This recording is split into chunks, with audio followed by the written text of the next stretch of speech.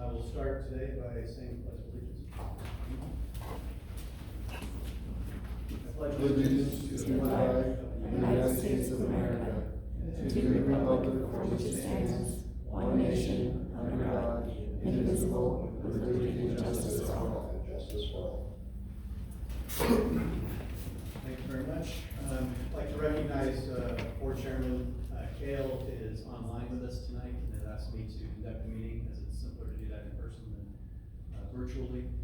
We also have, I think I see Karen Harms is with us online, and then we have everybody else here in person.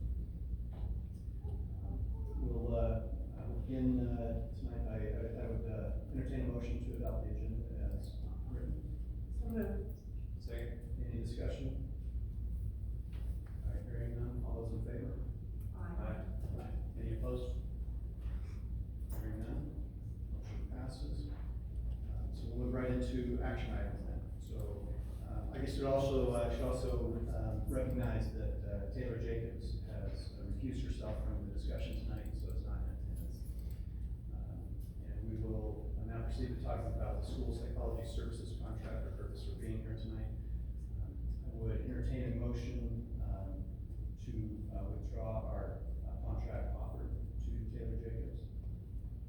So moved. Second. Is there any discussion? I think yes, there's a lot of discussion, so we'll just move into that.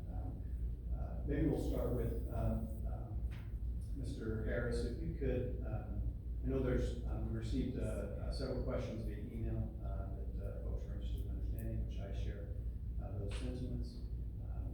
So I will offer a few questions, and then if anybody else has some, we can proceed with that as well. So first of all, when did we know that there was going to be a need for this contract to be extended? When did we know the employee wasn't going to be away for these months? Mr. Vice Chair, I was looking back at my email, I don't have a specific date, I believe it was on or about the first day of school, so August 19th. And then, when was it determined that we needed to, have a request for proposals, and when did that request get, put on? Again, I'd have to probably defer to Mindy Clance, our Director of Student Services, for the exact dates, but that was soon after we found out that that employee was not going to be available. Within a day or two, probably, to determine that would be a wise thing to do. And then, can you clarify for us, how long does that process usually take? So what does that entail? Maybe Mindy can answer for us, and she's here tonight. Mr. Vice Chair, the request for proposal process? Yeah, so what does that entail? How long does it take? We typically don't do, when we're seeking to hire a contractor, we typically just hire the board's vested authority with the superintendent. If we have a need, especially if it's a short-term emergency need, the board has generally allowed the superintendent to sign the contracts on behalf of the board for those services. In this case, based on what we were hearing, there was a likelihood that a sitting board member may want to apply for that proposal, or may be interested in that, so we decided we would open it up for requests for proposals and thus ensure greater transparency with the whole process. Okay. And so clarify for me if you could, how did that discussion happen with trustee Jacobs that she was going to be interested in putting a proposal? Mr. Vice Chair, there was no discussion about that in particular. Mindy, or Director Clancy and I had spoken about what some local options might be, and in that conversation, because Taylor Jacobs has done work with different entities around the county and around the state, and is known as a licensed school psychologist and a board-certified behavior analyst, we envisioned that she could be a potential applicant. So again, that's the reason for the greater transparency with the RFP process. Okay. And she's done work for the district in the past, prior to her service on the board. I'm not sure if that's, I don't know, it would predate my time as superintendent and probably before my time as the Director of Student Services. She states that in her letter. I'm sorry, Go ahead. No, go ahead. no, she just states that she was previously contracted with Fremont County School District 1 prior to her time on the school board. Okay, so we opened up this process for, to receive proposals and got two. That's right. And then at our last meeting, we voted as a board and selected Taylor Jacobs for a proposal at the recommendation of staff.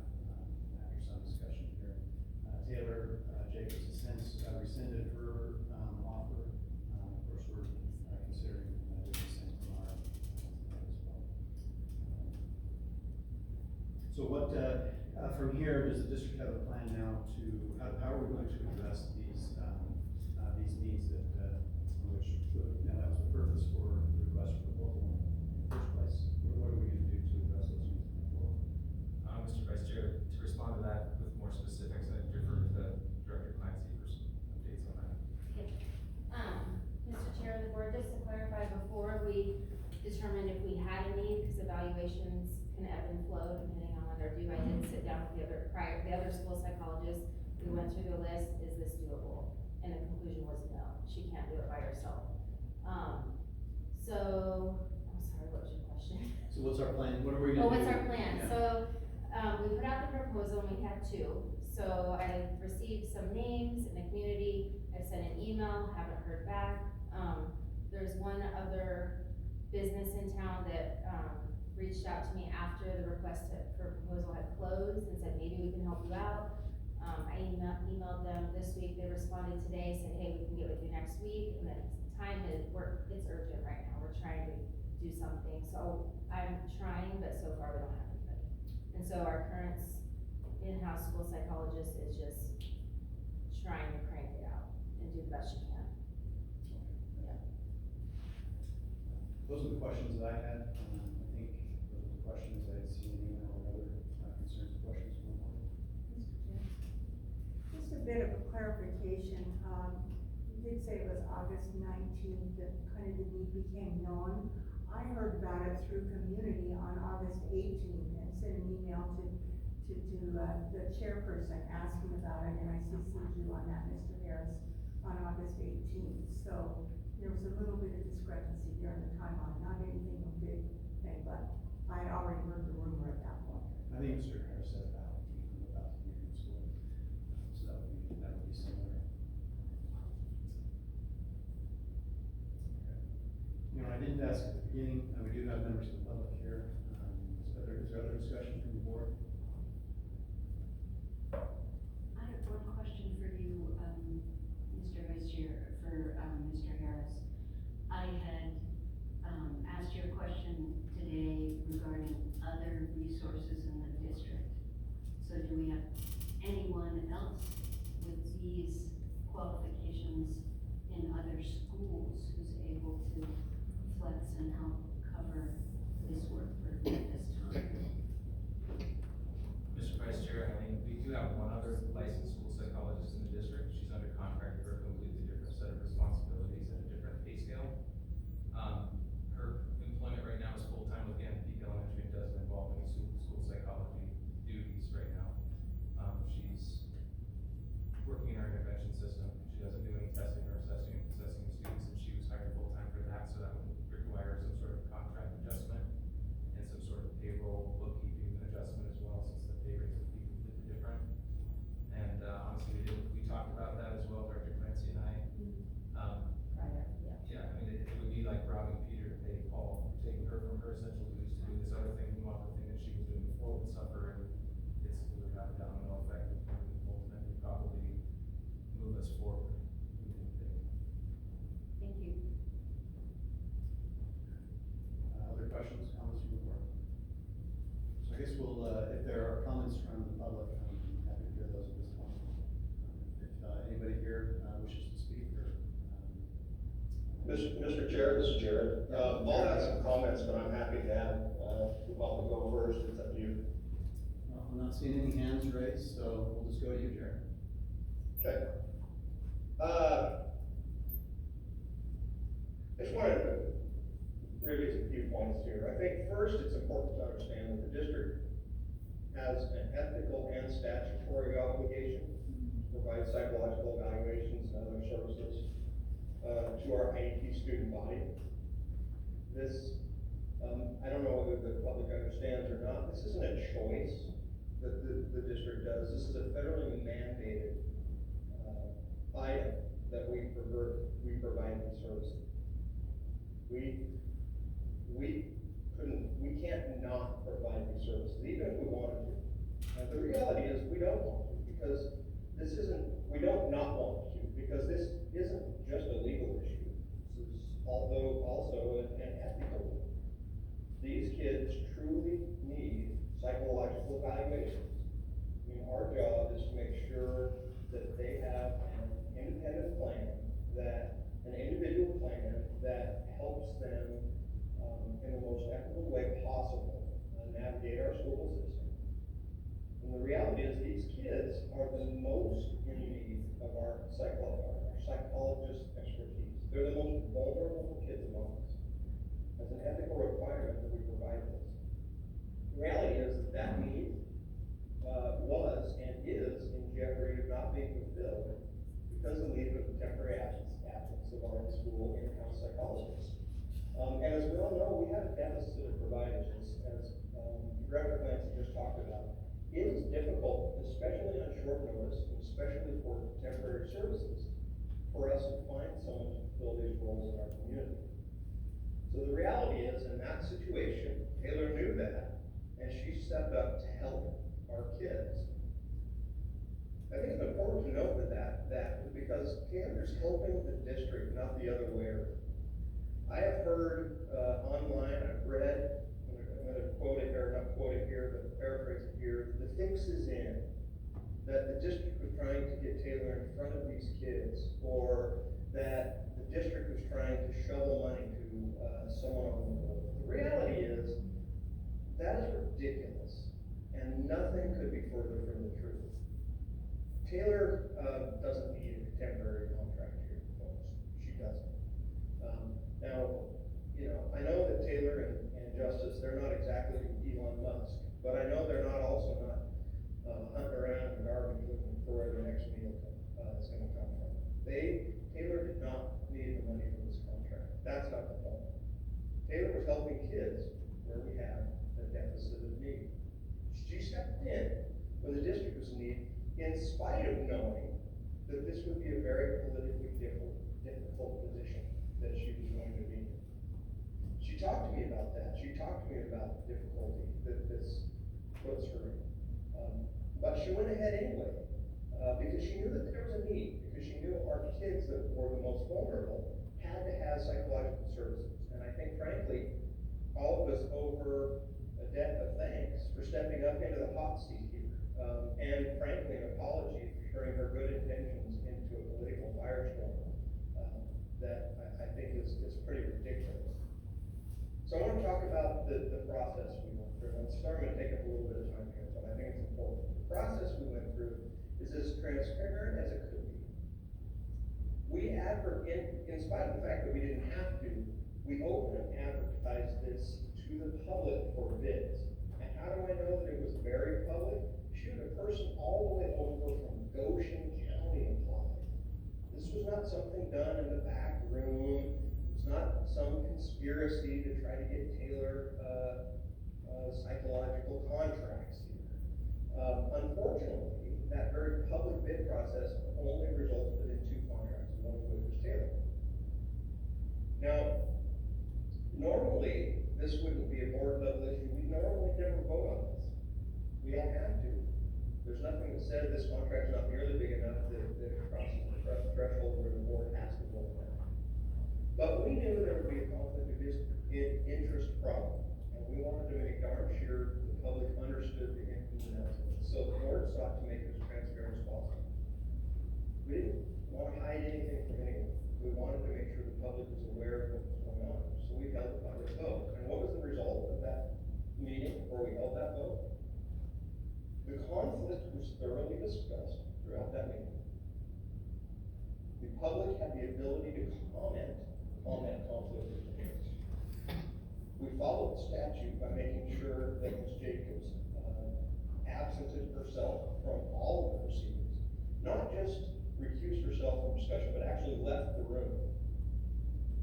And ultimately the board rejected Taylor over these conflict of issue problems. And that's the way the system was designed, right? We took a vote and rejected her bid. And that's fine. But the problem was, we couldn't even get a second to bring the other bid before. It was considered so unsuitable by people on this board that they wouldn't even consider it. Mr. Chair, could I just interject briefly on that? No, you may not, Kathy. Right now, I'd like to continue. You can talk after I'm done. So then, we reconsidered. So then we reconsidered, Taylor, because frankly, we couldn't leave our kids' psychological needs in jeopardy. And I appreciated the fact that Ms. Bruce stepped up and did that. Now, all of it was in the public eye, and it represented the very best compromise of a difficult solution. It's the best ethical balance between the conflict of interest and the needs of our kids, the best ethical balance between possible statutory violation on one side and an almost certain statutory violation on the other. In other words, we were damned if we did, we were damned if we didn't. So ultimately what we chose is the best option for the kids, knowing that there were no great options available to them. So what happened then? Well, we get a cease and desist letter from an attorney in Jackson. Apparently a group of cowards ran to a Jackson attorney, threatened the district if we proceeded with Taylor. It's completely anonymous, this letter. Names, they were never released. They weren't in the letter. And in fact, these folks went to Jackson to further ensure their identity remained hidden, secret from all of us. The board has to be transparent, but boy, these folks are. These cowards were more concerned with ensuring that a strong, capable, intelligent, but ultimately conservative woman was denied a contract. They were more concerned with that than ensuring Lander kids have their needs met. These cowards were more focused on an apparent vendetta against Taylor than making sure that the most vulnerable of our school population received psychological help.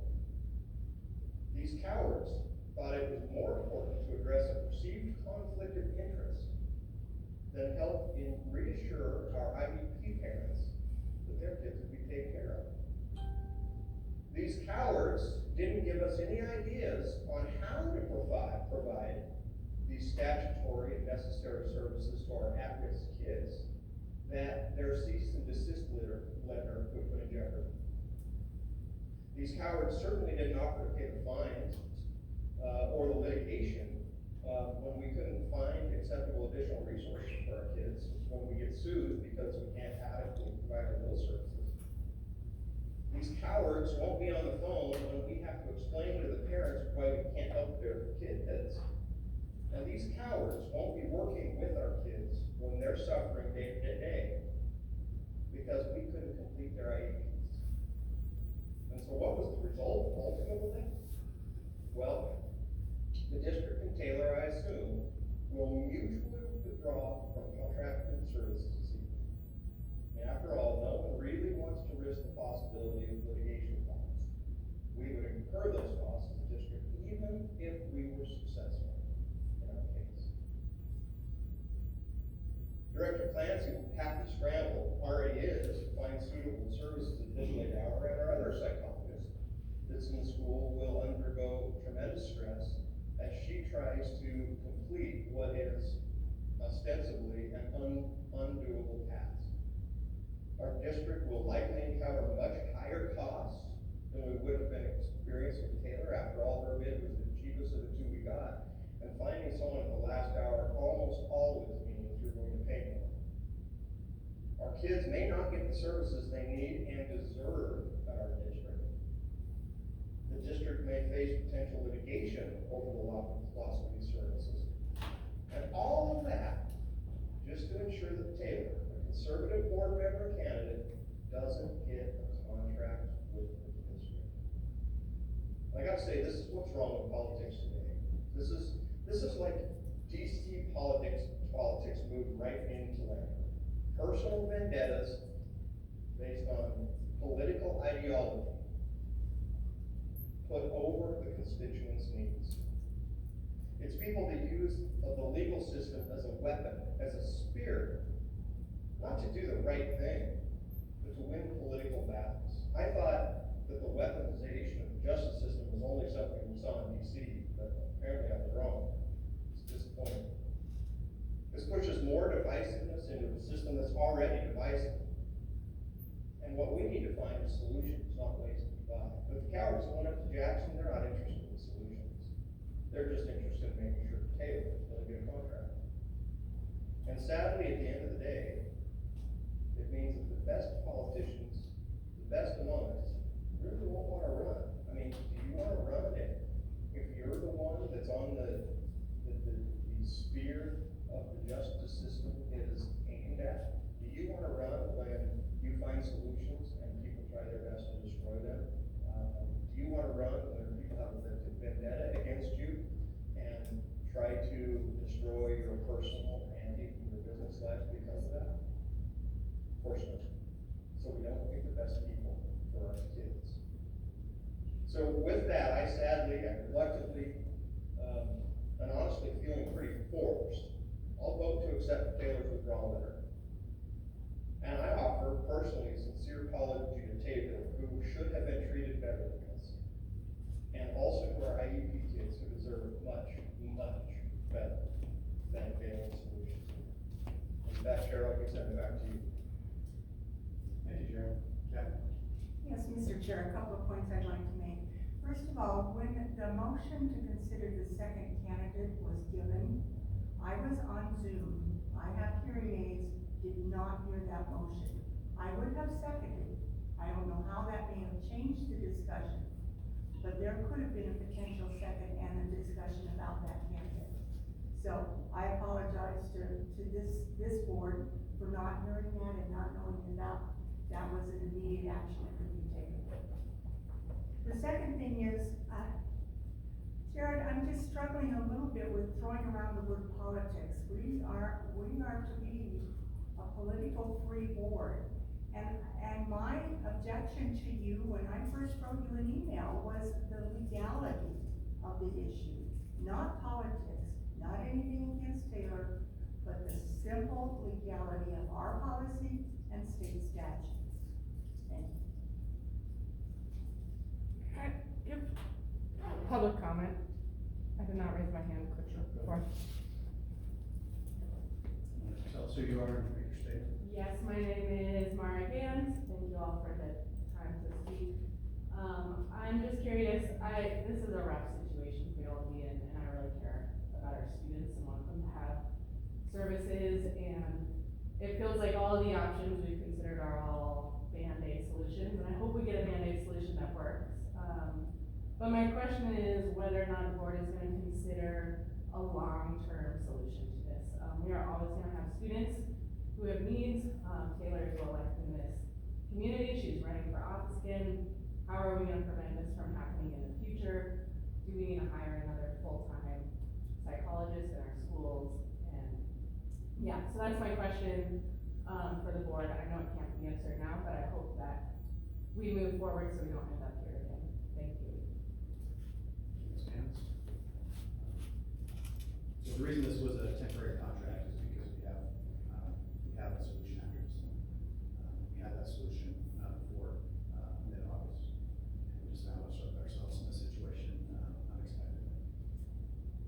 And part of the problem is we live in a small community and a small state, and so there are not a lot of options, for these sorts of, services because it requires, advanced training and licensure, all of which Ms. Jacobs has, and, well-respected, qualified, and very capable of providing the services that she neither particularly wanted to do nor needed to do, but was willing to do, for our district.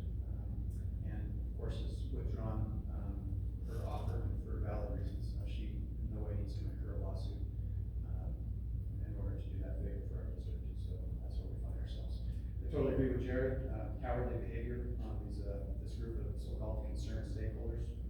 Certainly not concerned for students, just concerned about their paying politics. And terrible, a terrible thing to do, terrible for our community, and I can understand why they would want to remain anonymous. If I was gonna do something like that, I would want to be anonymous too. So that's where we find ourselves. Any other comments, this time?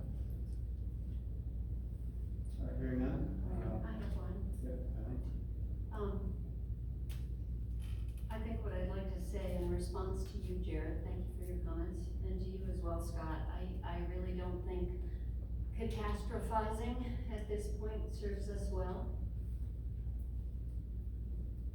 I think that there are solutions to be had, and we will find them. And I have no doubt that our district administrators will be able to come up with something. And I don't believe that catastrophizing and using this rhetoric of the political firestorm helps our community in any way. So, you know, I think we can look at this objectively as a conflict of interest. Someone out there took objection to that conflict of interest. I don't believe we need to label them as cowards or, again, catastrophize about the impacts to our district before we see those play out. So, I would disagree. It's a thinly veiled attempt to target Taylor. The verbiage in the letter about removing her from the board and from the ballot, to me, that's pretty clear. That was the objective. The contract was merely a means to try to get to that end. And it is lawfare. It's a shameful thing, and it's a shame that that's complicated. If you want to win public opinion, have a strong argument and make that argument and win at the ballot box. That's where we should do things. This sort of behavior, try to get her off this board or off the ballot, it's not the way we should do business in this community or the state. do you think it's possible, though, that a group of stakeholders truly had concerns about the addition of a board member into a school team that was doing collaborative and interdisciplinary work on educational assessments? Is that a possibility? Well, we could evaluate that a whole lot better if we knew that they were gonna. But is that a possibility that might have been part of the intent? No, if we knew who they were, I think that would be, you could make a valid argument, but the fact that they're trying to remain or have taken great lengths to remain anonymous in this effort, that speaks volumes. So no, I wouldn't extend that courtesy to the voters. Stand up and tell us who you are, and then let's have a discussion about whether that was the actual intent behind their efforts. Or if they were just trying to target you. That's what it was like. So no, I don't think that's a valid argument. That's not a courtesy that this group deserves. Stand up and tell us who you are, and then let's have a discussion about whether or not it was a problem. This was the contract that was recommended by members of our staff. We trust to be confident and professional in their evaluations. As Jared said, this is not even something that the board necessarily had to take a vote. Our administrators are empowered to do these things on their own, but recognizing the potential way that it would look as a conflict of interest. We did things openly and before the public for that very reason. Our district council told us we're well within the bounds of the law, and so we felt comfortable in moving forward. I never saw that conversation. I asked for that conversation, never saw it from the attorney. We had that discussion in the meeting. So that's simply the state of things. We're well within bounds of the law based on what our district council has advised us. Taylor recused herself. All the steps that needed to be taken to ensure that conflict of interest was not overbearing in whatever was happening here were taken. It's a short-term contract to meet a critical need, and that need was going to be met. And now, hopefully our excellent folks here can scramble and come up with some sort of Band-Aid, as Ms. Gans put it. We didn't need to have a Band-Aid to try to do this. We had a solution that was going to serve the needs of the kids in the district. And based on these cowardly acts, we don't have that solution, or we have to incur a significant expense to litigate this before the courts, which Jared said he's not willing to do, and neither am I.